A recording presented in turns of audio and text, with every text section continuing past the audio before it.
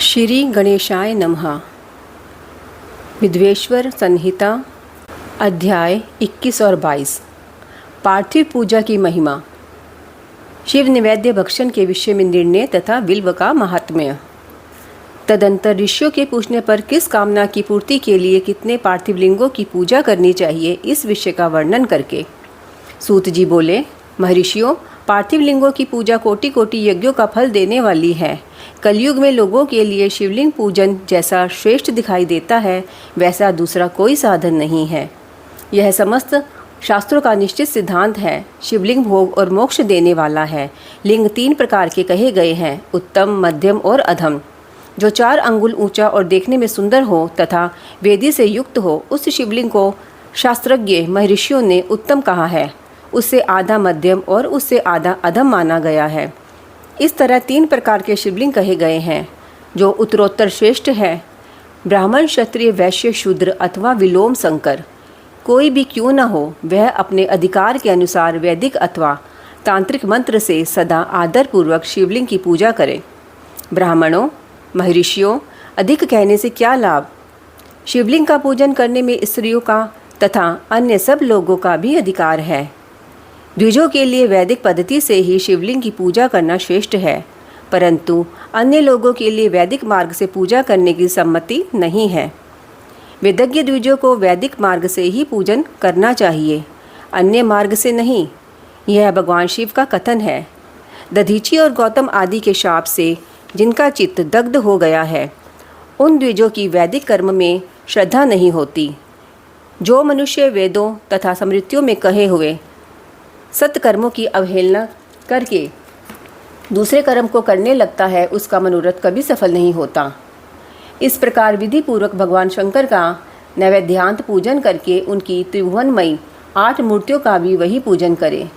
पृथ्वी, जल, अग्नि, वायु, आकाश, सूर्य, चंद्रमा तथा यजमान, ये भगवान शंकर की 8 मूर्तियाँ कही गई हैं।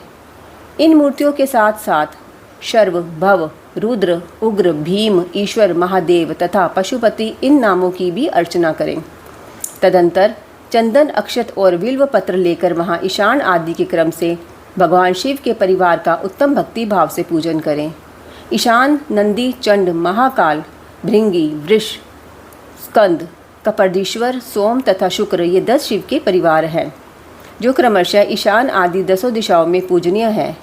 तत्पश्चात भगवान शिव के समक्ष वीरभद्र का और पीछे कीर्ति मुख का पूजन करके विधि पूर्वक 11 रुद्रों की पूजा करें। इसके बाद पंचाक्षर मंत्र का जप करके शतरुद्रीय स्तोत्र का, नाना प्रकार की स्तुतियों का तथा शिव पंचांग का पाठ करें। तत्पश्चात परिक्रमा और नमस्कार करके शिवलिंग का विसर्जन करें। इस प्रकार मैंने शिव पूजन की संपूर्ण विधि का आदरपूर्वक वर्णन किया। रात्रि में देव कार्य को सदा उत्तराभिमुख होकर ही करना चाहिए। इसी प्रकार शिव पूजन भी पवित्र भाव से तथा सदा उत्तराभिमुख होकर ही करना चाहिए। जहाँ शिवलिंग स्थापित हो, उससे पूर्व दिशा का आश्रय लेकर नहीं बैठना या खड़ा होना चाहिए, क्योंकि वह दिशा भगवान शिव के आगे या सामने पड़ती है। इष्ट देव का सामना रोकना ठीक नहीं। शिवलिंग से उत्तर दिशा में भी ना बैठे, क्योंकि उधर भगवान शंकर का वामांग है, जिसमें शक्ति स्वरूपा देवी उमा विराजमान है। पूजक को शिवलिंग से पश्चिम दिशा में भी नहीं बैठना चाहिए, क्योंकि वह आराध्य देव का पृष्ठभाग है। पीछे की ओर से पूजा करना उचित नहीं है, अतः अवशिष्ट दक्षिणा दिशा ही ग्राह्य है, उसी का आश्रय लेना चाहिए। तात्पर्य यह है कि शिवलिंग से दक्षिण दिशा में उत्तराभिमुख होकर बैठे और पूजा करें। विद्वान पुरुष को चाहिए कि वह भस्म का त्रिपुंड लगाकर, रुद्राक्ष की माला लेकर तथा बिल्व पत्र का संग्रह करके ही भगवान शंकर की पूजा करे, इसके बिना नहीं। मुनिवरों, शिव पूजन आरंभ करते समय यदि भस्म ना मिले तो मिट्टी से भी ललाट में त्रिपुंड अवश्य कर लेना चाहिए। ऋषि बोले, मुने, हमने पहले से यह बात सुन रखी है कि भगवान शिव का नैवेद्य नहीं ग्रहण करना चाहिए। इस विषय में शास्त्र का निर्णय क्या है, यह बताइए। साथ ही बिल्व का महात्म्य भी प्रकट कीजिए। सूत जी ने कहा, मुनियों, आप शिव संबंधी व्रत का पालन करने वाले हैं, अतः आप सबको शतशः धन्यवाद है। मैं प्रसन्नतापूर्वक सब कुछ बताता हूँ, आप सावधान होकर सुने। जो भगवान शिव का भक्त है, बाहर भीतर से पवित्र और शुद्ध है, उत्तम व्रत का पालन करने वाला तथा दृढ़ निश्चय से युक्त है, वह शिव नैवेद्य का अवश्य भक्षण करे। भगवान शिव का नैवेद्य आग्रह है। इस भावना को मन से निकाल दें। शिव के नैवेद्य को देख लेने मात्र से भी सारे पाप दूर भाग जाते हैं। उसको खा लेने पर तो करोड़ों पुण्य अपने भीतर आ जाते हैं। आए हुए शिव नैवेद्य को सिर झुकाकर प्रसन्नता के साथ ग्रहण करें और प्रयत्न करके शिव समरण पूर्वक उसका भक्षण करें। आए हुए शिव नैवेद्य को जो यह कहकर कि मैं दूसरे समय में ग्रहण करूंगा लेने में विलंब कर देता है, वह मनुष्य निश्चय ही पाप से बंध जाता है। जिसने शिव की दीक्षा ली हो उस शिव भक्त के लिए यह शिव नैवेद्य अवश्य भक्षणीय है, ऐसा कहा जाता है। शिव की दीक्षा से युक्त शिव भक्त पुरुष के लिए सभी शिवलिंगों का नैवेद्य शुभ एवं महाप्रसाद है, अतः वह उसका अवश्य भक्षण करें।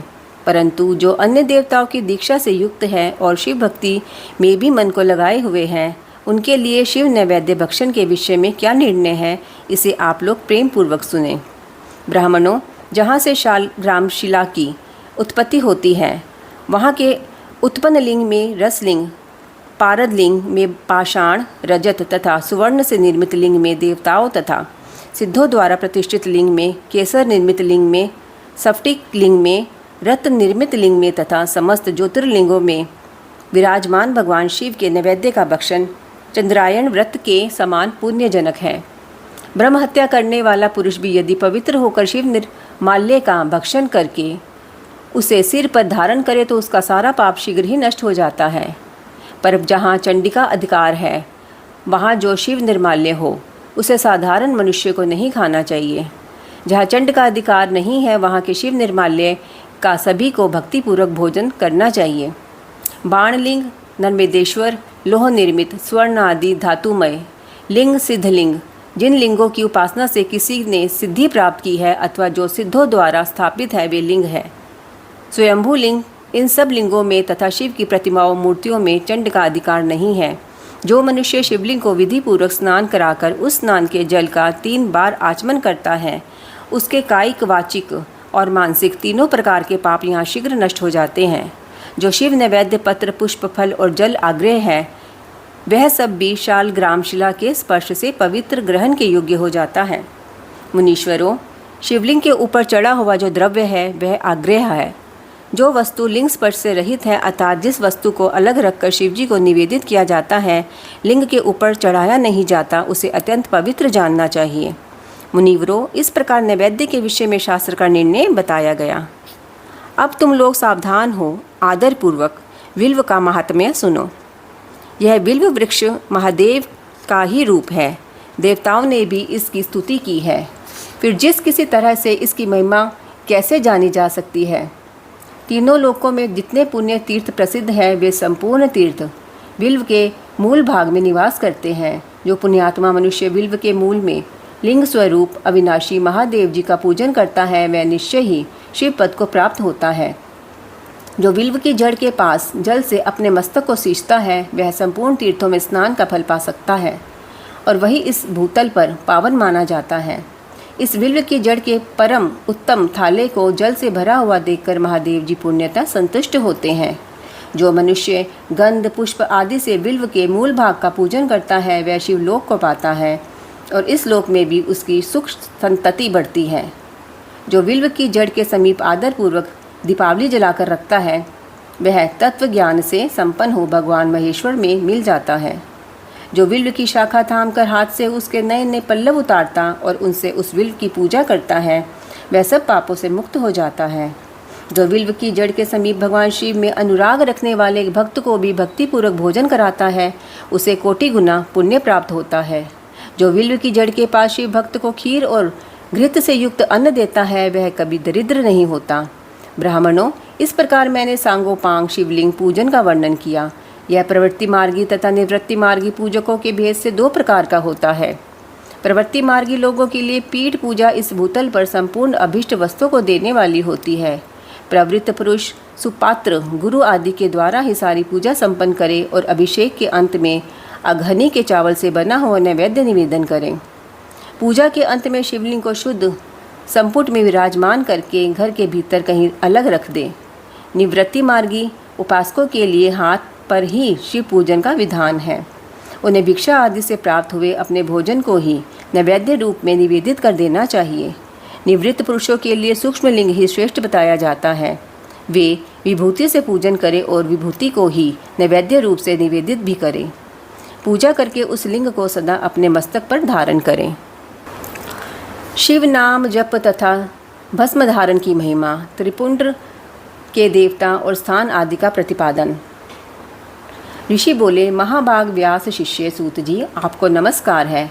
अब आप उस परम उत्तम भस्म महात्म्य का ही वर्णन कीजिए। भस्म महात्म्य, रुद्राक्ष महात्म्य तथा उत्तम नाम महात्म्य, इन तीनों का परम प्रसन्नतापूर्वक प्रतिपादन कीजिए और हमारे हृदय को आनंद दीजिए। सूत जी ने कहा, महर्षियों, आपने बहुत उत्तम बात पूछी है। यह समस्त लोगों के लिए हितकारक विषय है।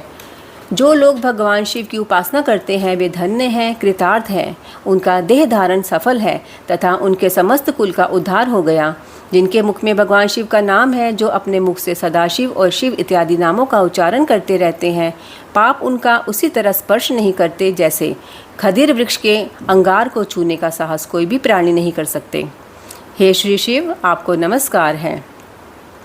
श्री शिवाय नमस्तुभ्यम। ऐसी बात जब मुंह से निकलती है तब वह मुख समस्त पापों का विनाश करने वाला पावन तीर्थ बन जाता है। जो मनुष्य प्रसन्नतापूर्वक उस मुख का दर्शन करता है उसे निश्चय ही तीर्थ सेवन जनित फल प्राप्त होता है। ब्राह्मणों, शिव का नाम, विभूति, भस्म तथा रुद्राक्ष, ये तीनों त्रिवेणी के समान परम पुण्यमय माने गए हैं। जहाँ ये तीनों शुभतर वस्तुएं सर्वदा रहती हैं, उसके दर्शन मात्र से मनुष्य त्रिवेणी स्नान का फल पा लेता है। भगवान शिव का नाम गंगा है, विभूति यमुना मानी गई है तथा रुद्राक्ष को सरस्वती कहा गया है। इस तीनों की संयुक्त त्रिवेणी समस्त पापों का नाश करने वाली है। श्रेष्ठ ब्राह्मणों, इन तीनों की महिमा को सद्विलक्षण भगवान महेश्वर के बिना दूसरा कौन भली भांति जानता है। इस ब्रह्मांड में जो कुछ है वह सब तो केवल महेश्वर ही जानते हैं। विप्रगण, मैं अपनी श्रद्धा भक्ति के अनुसार संक्षेप में भगवान नामों की महिमा का कुछ वर्णन करता हूँ। तुम सब लोग प्रेम पूर्वक सुनो। यह नाम महात्म्य समस्त पापों को हर लेने वाला सर्वोत्तम साधन है। शिव इस नाम रूपी दावानल से महान पातक रूपी पर्वत अनायास ही भस्म हो जाता है। यह सत्य है, सत्य है, इसमें संशय नहीं है। शौनक, पाप मूलक जो नाना प्रकार के दुख हैं वे एकमात्र शिव नाम भगवत नाम से ही नष्ट होने वाले हैं। दूसरे साधनों से संपूर्ण यत्न करने पर भी पुण्यता नष्ट नहीं होते हैं। जो मनुष्य इस भूतल पर सदा भगवान शिव के नामों के जप में ही लगा हुआ है वह वेदों का ज्ञाता है, वह पुण्यात्मा है, वह धन्यवाद का पात्र है तथा वह विद्वान माना गया है। मुने, जिनका शिव नाम जप में विश्वास है उनके द्वारा आचरित नाना प्रकार के धर्म तत्काल फल देने के लिए उत्सुक हो जाते हैं। महर्षि, भगवान शिव के नाम से जितने पाप नष्ट होते हैं उतने पाप मनुष्य इस भूतल पर कर नहीं सकते। जो शिव नाम रूपी नौका पर आरूढ़ हो संसार रूपी समुद्र को पार करते हैं, उनके जन्म मरण रूप संसार के मूलभूत वे सारे पाप निश्चय ही नष्ट हो जाते हैं। महामुने, संसार के मूलभूत पातक रूपी पादपों का शिवनाम रूपी कुठार से निश्चय ही नाश हो जाता है। जो पाप रूपी दावानल से पीड़ित है उन्हें शिव नाम रूपी अमृत का पान करना चाहिए। पापों के दावानल से दग्ध होने वाले लोगों को उस शिव नामामृत के बिना शांति नहीं मिल सकती। जो शिव नाम रूपी सुधा की वृष्टि जनित धारा में गोते लगा रहे हैं वे संसार रूपी दावानल के बीच में खड़े होने पर भी कदापि शोक के भागी नहीं होते। जिन महात्माओं के मन में शिव नाम के प्रति बड़ी भारी भक्ति है ऐसे लोगों की सहसा और सर्वथा मुक्ति होती है। मुनीश्वर, जिसने अनेक जन्मों तक तपस्या की है उसी की शिव नाम के प्रति भक्ति होती है जो समस्त पापों का नाश करने वाली है। जिसके मन में भगवान शिव के नाम के प्रति कभी खंडित ना होने वाली असाधारण भक्ति प्रकट हुई है उसी के लिए मोक्ष सुलभ है। यह मेरा मत है। जो अनेक पाप करके भी भगवान शिव के नाम जप में आदरपूर्वक लग गया है वह समस्त पापों से मुक्त हो जाता है, इसमें संशय नहीं है। जैसे वन में दावानल से दग्ध हुए वृक्ष भस्म हो जाते हैं उसी प्रकार शिव नाम रूपी दावानल से दग्ध होकर उस समय तक के सारे पाप भस्म हो जाते हैं। शौनक, जिसके अंग नित्य भस्म लगाने से पवित्र हो गए हैं तथा जो शिव नाम जप का आदर करने लगा है वह घोर संसार सागर को भी पार कर ही लेता है।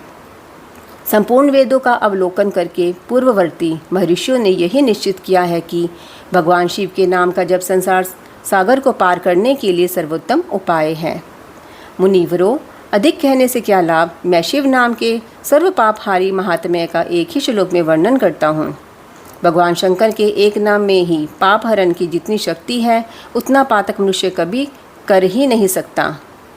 मुने, पूर्व काल में महापापी राजा इंद्रधुम्न ने शिव नाम के प्रभाव से ही उत्तम सद्गति प्राप्त की थी। इसी तरह कोई ब्राह्मणी युवती भी जो बहुत पाप कर चुकी थी, शिव नाम के प्रभाव से ही उत्तम गति को प्राप्त हुई। द्विजवरों, इस प्रकार मैंने तुमसे भगवान नाम के उत्तम महात्म्य का वर्णन किया है। अब तुम भस्म का महात्म्य सुनो, जो समस्त पावन वस्तुओं को भी पावन करने वाला है। महर्षियों, भस्म संपूर्ण मंगलों को देने वाला तथा उत्तम है। उसके 2 भेद बताए गए हैं, उन भेदों का मैं वर्णन करता हूँ, सावधान होकर सुने। एक को महाभस्म जानना चाहिए और दूसरे को स्वल्प भस्म। महाभस्म के भी अनेक भेद हैं। वह 3 प्रकार का कहा गया है, श्रौत, समार्त और लौकिक। स्वल्प भस्म के भी बहुत से भेदों का वर्णन किया गया है। श्रौत्र और समार्त भस्म को केवल द्विजों के ही उपयोग में आने के योग्य कहा गया है। तीसरा जो लौकिक भस्म है वह अन्य सब लोगों के भी उपयोग में आ सकता है। श्रेष्ठ महर्षियों ने यह बताया है कि द्विजों को वैदिक मंत्र के उच्चारण पूर्वक भस्म धारण करना चाहिए। दूसरे लोगों के लिए बिना मंत्र के ही केवल धारण करने का विधान है। जले हुए गोबर से प्रकट होने वाला भस्म आग्नेय कहलाता है। महामुने, वह भी त्रिपुंड्र का द्रव्य है, ऐसा कहा गया है। अग्निहोत्र से उत्पन्न हुए भस्म का भी मनीषी पुरुषों को संग्रह करना चाहिए। अन्य यज्ञ से प्रकट हुआ भस्म भी त्रिपुंड्र धारण के काम में आ सकता है। जाबालोपनिषद में आए हुए अग्नि इत्यादि 7 मंत्रों द्वारा जल मिश्रित भस्म से धूलन, विभिन्न अंगों में मर्दन या लेपन करना चाहिए। महर्षि जाबाली ने सभी वर्णों और आश्रमों के लिए मंत्र से या बिना मंत्र के भी आदरपूर्वक भस्म से त्रिपुंड्र लगाने की आवश्यकता बताई है। समस्त अंगों में सजल भस्म को मलना अथवा विभिन्न अंगों में तिरछा त्रिपुंड्र लगाना, इन कार्यों को मोक्षार्थी पुरुष प्रमाद से भी न छोड़े, ऐसा श्रुति का आदेश है। भगवान शिव और विष्णु ने भी तिर्यक त्रिपुंड्र धारण किया है। अन्य देवियों सहित भगवती उमा और लक्ष्मी देवी ने भी वाणी द्वारा इसकी प्रशंसा की है। ब्राह्मणों, क्षत्रियों, वैश्यों, शूद्रों, वर्ण संकरों तथा जाति भ्रष्ट पुरुषों ने भी उद्धूलन एवं त्रिपुंड्र के रूप में भस्म धारण किया है। इसके पश्चात भस्म धारण तथा त्रिपुंड्र की महिमा एवं विधि बताकर सूत जी ने फिर कहा, महर्षियों, इस प्रकार मैंने संक्षेप से त्रिपुंड्र का महात्म्य बताया है। यह समस्त प्राणियों के लिए गोपनीय रहस्य है, अतः तुम्हें भी इसे गुप्त ही रखना चाहिए। मुनिवरों, ललाट आदि सभी निर्दिष्ट स्थानों में जो भस्म से 3 तिरछी रेखाएं बनाई जाती हैं, उन्हीं को विद्वानों ने त्रिपुंड्र कहा है। बोहों के मध्य भाग से लेकर जहाँ तक बोहों का अंत है, उतना बड़ा त्रिपुंड ललाट में धारण करना चाहिए। मध्यमा और अनामिका उंगली से 2 रेखाएं करके बीच में अंगुष्ठ द्वारा प्रतिलोम भाव से की गई रेखा त्रिपुंड कहलाती है। अथवा बीच की 3 उंगलियों से भस्म लेकर यत्नपूर्वक भक्ति भाव से ललाट में त्रिपुंड धारण करें। त्रिपुंड अत्यंत उत्तम तथा भोग और मोक्ष को देने वाला है। त्रिपुंड की 3 रेखाओं में से प्रत्येक के 9 देवता हैं, जो सभी अंगों में स्थित हैं। मैं उनका परिचय देता हूँ, सावधान होकर सुनो। मुनिवरों, प्रणव का प्रथम अक्षर अकार, गार्हपत्य, अग्नि, पृथ्वी, धर्म, रजोगुण, ऋग्वेद, क्रियाशक्ति, प्रातस्वन तथा महादेव, ये त्रिपुंड की प्रथम रेखा के 9 देवता हैं। यह बात शिव दीक्षापरायण पुरुषों को अच्छी तरह समझ लेनी चाहिए। प्रणव का दूसरा अक्षर उकार, दक्षिणाग्नि, आकाश, सत्वगुण, यजुर्वेद, मध्यान्ह दिन सवन, इच्छा शक्ति, अंतरात्मा तथा महेश्वर, ये दूसरी रेखा के 9 देवता हैं। प्रणव का तीसरा अक्षर मकार, आहवनीय अग्नि, परमात्मा, तमोगुण, ध्युलोक, ज्ञान शक्ति, सामवेद, तृतीय सवन तथा शिव, ये तीसरी रेखा के 9 देवता हैं। इस प्रकार स्थान देवताओं को उत्तम भक्ति भाव से नित्य नमस्कार करके स्नान आदि से शुद्ध हुआ पुरुष यदि त्रिपुंड धारण करे तो भोग और मोक्ष को भी प्राप्त कर लेता है। मुनीश्वर, ये संपूर्ण अंगों में स्थान देवता बताए गए हैं।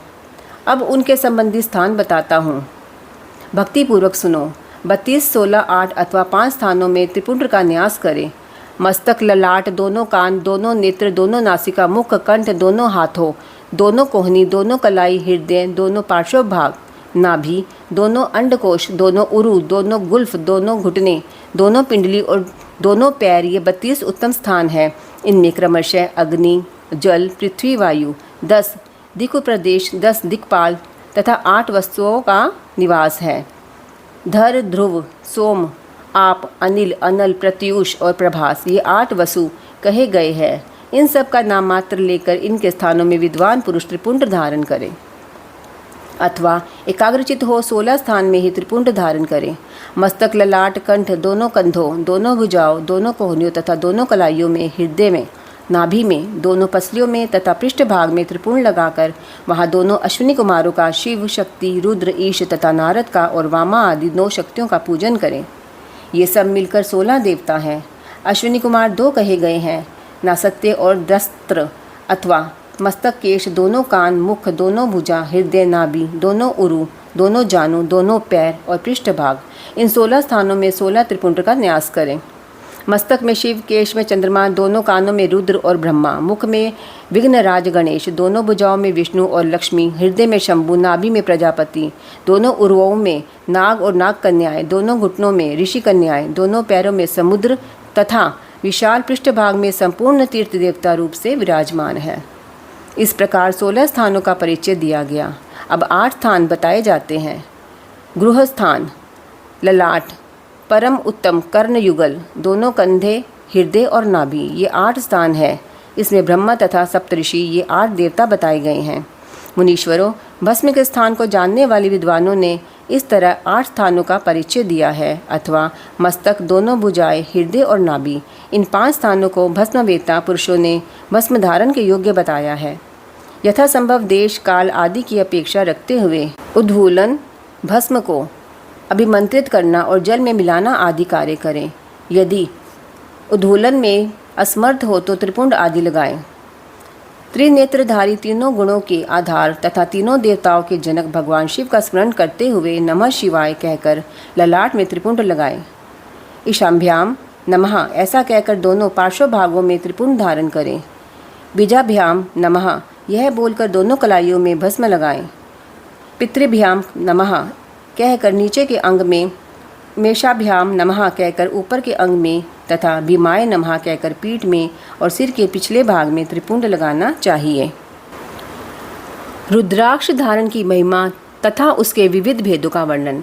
सूत जी कहते हैं, महाप्राज्ञ महामते शिव रूप शौनक, अब मैं संक्षेप से रुद्राक्ष का महात्म्य बता रहा हूँ। सुनो, रुद्राक्ष शिव को बहुत ही प्रिय है, इसे परम पावन समझना चाहिए। रुद्राक्ष के दर्शन से, स्पर्श से तथा उस पर जप करने से वह समस्त पापों का अपहरण करने वाला माना गया है।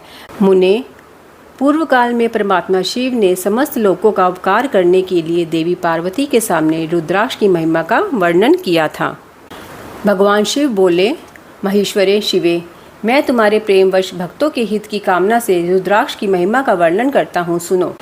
महेशानी, पूर्व काल की बात है, मैं मन को संयम में रखकर हजारों दिव्य वर्षों तक घोर तपस्या में लगा रहा।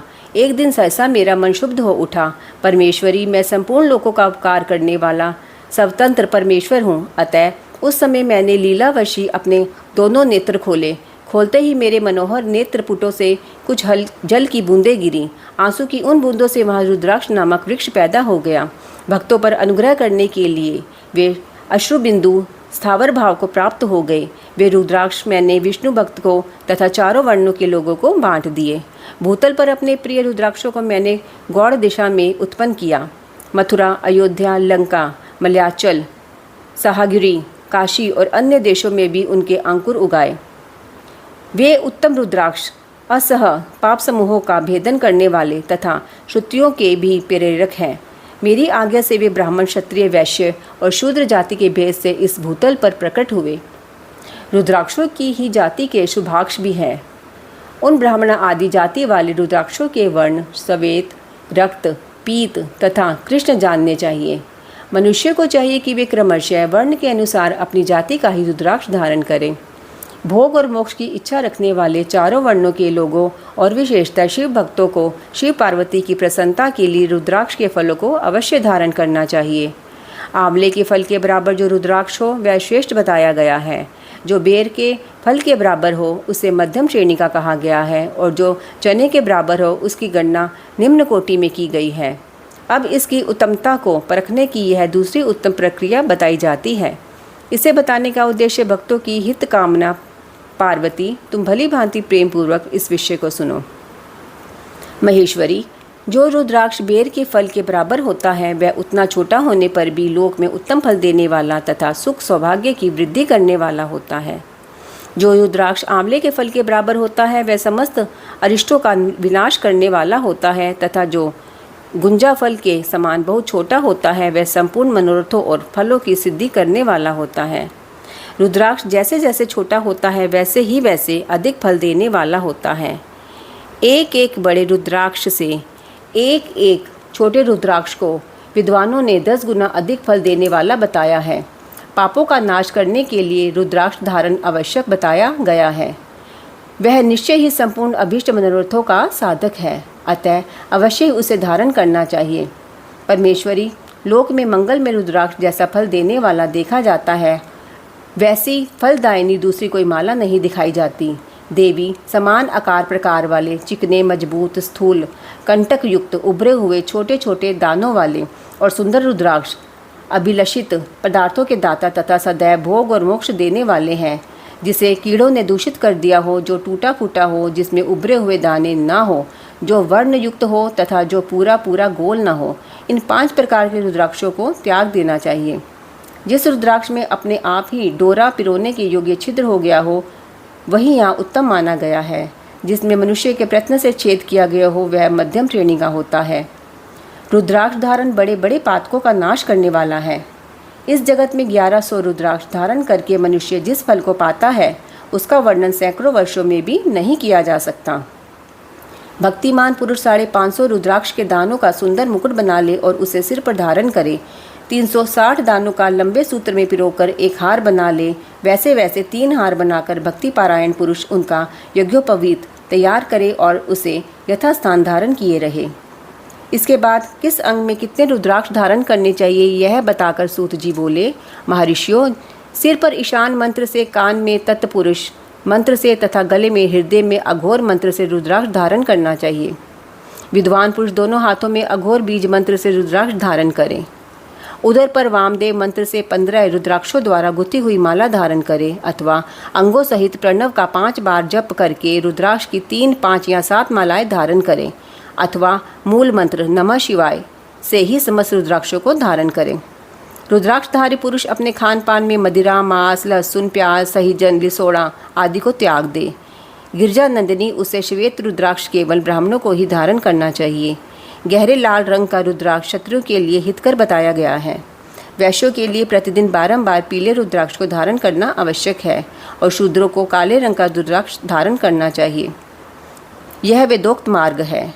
ब्रह्मचारी, वानप्रस्थ, गृहस्थ और सन्यासी सबको नियम पूर्वक रुद्राक्ष धारण करना उचित है। इसे धारण करने का सौभाग्य बड़े पुण्य से प्राप्त होता है।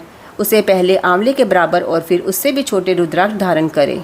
जो रोगी हो, जिनमें दाने न हो, जिन्हें कीड़ों ने न खा लिया हो, जिनमें पिरोने योग्य छेद न हो, ऐसे रुद्राक्ष मंगलाकाशी पुरुषों को नहीं धारण करना चाहिए।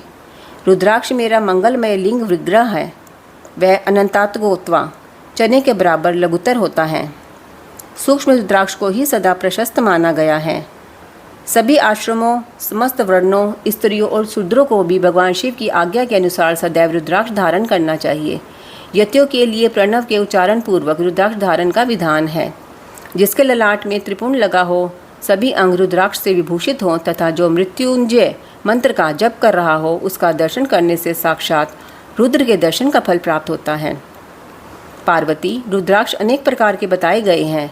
मैं उनके भेदों का वर्णन करता हूँ। वे भेद भोग और मोक्ष रूप फल देने वाले हैं। तुम उत्तम भक्ति भाव से उनका परिचय सुनो। एक मुख वाला रुद्राक्ष साक्षात शिव का स्वरूप है। वह भोग और मोक्ष रूपी फल प्रदान करता है। जहाँ रुद्राक्ष की पूजा होती है वहाँ से लक्ष्मी दूर नहीं जाती। उस स्थान के सारे उपद्रव नष्ट हो जाते हैं तथा वहाँ रहने वाले लोगों की संपूर्ण कामनाएं पूर्ण होती हैं। 2 मुख वाला रुद्राक्ष देव देवेश्वर कहा गया है। वह संपूर्ण कामनाओं और फलों को देने वाला है। 3 मुख वाला रुद्राक्ष सदा साक्षात साधन का फल देने वाला है। उसके प्रभाव से सारी विद्याएं प्रतिष्ठित होती हैं। 4 मुख वाला रुद्राक्ष साक्षात ब्रह्मा का रूप है। वह दर्शन और स्पर्श से शीघ्र ही धर्म, अर्थ, काम और मोक्ष इन चारों पुरुषार्थों को देने वाला है। 5 मुख वाला रुद्राक्ष साक्षात कालाग्नि रुद्र रूप है। वह सब कुछ करने में समर्थ है, सबको मुक्ति देने वाला तथा संपूर्ण मनोवांछित फल देने वाला है। 5 मुख रुद्राक्ष समस्त पापों को दूर कर देता है। 6 मुखों वाला रुद्राक्ष कार्तिकेय का स्वरूप है। यदि दाहिनी बाह में उसे धारण किया जाए तो धारण करने वाला मनुष्य ब्रह्म हत्या आदि पापों से मुक्त हो जाता है, इसमें संशय नहीं है। माहेश्वरी 7 मुख वाला रुद्राक्ष अनंग स्वरूप और अनंग नाम से ही प्रसिद्ध है। देवेशी उसको धारण करने से दरिद्र भी ऐश्वर्यशाली हो जाता है। 8 मुख वाला रुद्राक्ष अष्टमूर्ति भैरव रूप है। उसको धारण करने से मनुष्य पूर्णायु होता है और मृत्यु के पश्चात शूलधारी शंकर हो जाता है। 9 मुख वाले रुद्राक्ष को भैरव तथा कपिल मुनि का प्रतीक माना गया है, अथवा 9 रूप धारण करने वाली माहेश्वरी दुर्गा उसकी अधिष्ठात्री मानी जाती हैं। जो मनुष्य भक्ति पारायण हो, अपने बाएं हाथ में 9 मुख रुद्राक्ष को धारण करता है, वह निश्चय ही मेरे समान सर्वेश्वर हो जाता है, इसमें संशय नहीं है। महेश्वरी 10 मुख वाला रुद्राक्ष साक्षात भगवान विष्णु का रूप है। देवेशी उसको धारण करने से मनुष्य की संपूर्ण कामनाएं पूर्ण हो जाती हैं। परमेश्वरी 11 मुख वाला जो रुद्राक्ष है वह रुद्र रूप है। उसको धारण करने से मनुष्य सर्वत्र विजयी होता है। 12 मुख वाले रुद्राक्ष को केश प्रदेश में धारण करे। उसके धारण करने से मानो मस्तक पर 12 आदित्य विराजमान हो जाते हैं। 13 मुख वाला रुद्राक्ष विश्व देवों का स्वरूप है। उसको धारण करने से मनुष्य संपूर्ण अभिष्टों को पाता और सौभाग्य और मंगल लाभ करता है। 14 मुख वाला जो रुद्राक्ष है वह परम शिव रूप है। उसे भक्ति पूर्वक मस्तक पर धारण करे, इससे समस्त पापों का नाश हो जाता है। गिरिजा कुमारी इस प्रकार मुखों के भेद से रुद्राक्ष के 14 भेद बताए गए। अब तुम क्रमशः उन रुद्राक्षों के धारण करने के मंत्रों को प्रसन्नता पूर्वक सुनो। ओम ह्रीं नमः, ओम नमः, ओम क्लीं नमः, ओम ह्रीं नमः, ओम ह्रीं नमः, ओम ह्रीं ह्रूं नमः, ओम ह्रीं नमः, ओम ह्रीं ह्रूं नमः, ओम क्रों श्रों रोम नमः, ओम ह्रीं नमः, ओम नमः। इन 14 मंत्रों द्वारा क्रमशः 1 से लेकर 14 मुख वाले रुद्राक्ष को धारण करने का विधान है। साधक को चाहिए कि वह निद्रा और आलस्य का त्याग करके श्रद्धा भक्ति से संपन्न हो संपूर्ण मनोरथों की सिद्धि के लिए उक्त मंत्रों द्वारा उन रुद्राक्षों को धारण करें। रुद्राक्ष की माला धारण करने वाले पुरुषों को देखकर भूत, प्रेत, पिशाच, डाकिनी, शाकिनी तथा जो अन्य द्रोहकारी राक्षस आदि है वे सबके सब दूर भाग जाते हैं। जो कृत्रिम अभिचार आदि प्रयुक्त होते हैं वे सब रुद्राक्षधारी को देखकर संशक हो दूर खिसक जाते हैं। पार्वती रुद्राक्ष मालाधारी पुरुष को देखकर मैं शिव भगवान, विष्णु देवी, दुर्गा, गणेश, सूर्य तथा अन्य देवता भी प्रसन्न हो जाते हैं। महेश्वरी इस प्रकार रुद्राक्ष की महिमा को जानकर धर्म की वृद्धि के लिए भक्तिपूर्वक पूर्वोक्त मंत्रों द्वारा विधिवत उसे धारण करना चाहिए। मुनीश्वर भगवान शिव ने देवी पार्वती के सामने जो कुछ कहा था वह सब तुम्हारे प्रश्न के अनुसार मैंने कह सुनाया। मुनीश्वरों, मैंने तुम्हारे समक्ष इस विद्येश्वर संहिता का वर्णन किया है। यह संहिता संपूर्ण सिद्धियों को देने वाली तथा भगवान शिव की आज्ञा से नित्य मोक्ष प्रदान करने वाली है। ओम नमो शिवाय।